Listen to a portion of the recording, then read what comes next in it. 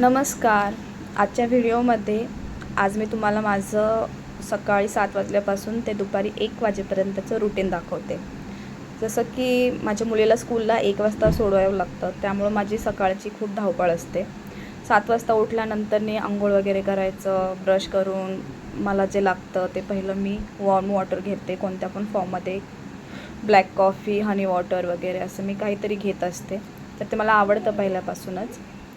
आणि ते पिऊन झालं की मग मी माझी अंघोळ वगैरे आवरते. अंघोळ झाल्यानंतर किंवा करता म्हणजे बाकीची कामं करता एक नजर मुलींवरती टाकते, काय चाललं आहे त्यांचं, झोपलेत का व्यवस्थित वगैरे, का उठायच्या ह्याच्यात आहेत. मग नंतर मी पुन्हा किचनमध्ये येऊन पहिलं कार्तिकीसाठी म्हणजे माझ्या लहान मुलीसाठी ब्रेकफास्ट बनवते, जेणेकरून ती 9पर्यंत तर उठतेच नॉर्मली. तर म्हणून तिच्यासाठी पहिलं काहीतरी बनवून ठेवते, म्हणजे ती उठली की तिला खाऊ घालायला. तिचं झालं की मग तिला सोबत घेऊन किंवा तिला टी व्ही बघायला देऊन मी किचनमध्ये परत येऊन स्वयंपाक करू लागते, म्हणजे किमूचा टिफिन बनवायला लागते.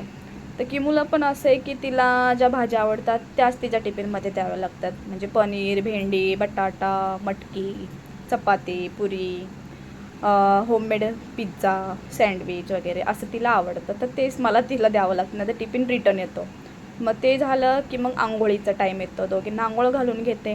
आंघोळ झालं की किमूला भरपूर खायला घालते, तिचा टिफिन वगैरे पॅक करते. तिच्या बॅगेत काय आहे नाही काय सगळं चेक करून होमवर्क कंप्लीट केलं आहे की नाही हे सगळं बघून सगळं पॅक करते. तोपर्यंत सगळा वेळ निघून जातो आणि मग 12:15 ते 12:30पर्यंत आमची बस येते आणि मग मी किमूला बसमध्ये पाठवून येते आणि मग मी रिटर्न जातो घरी.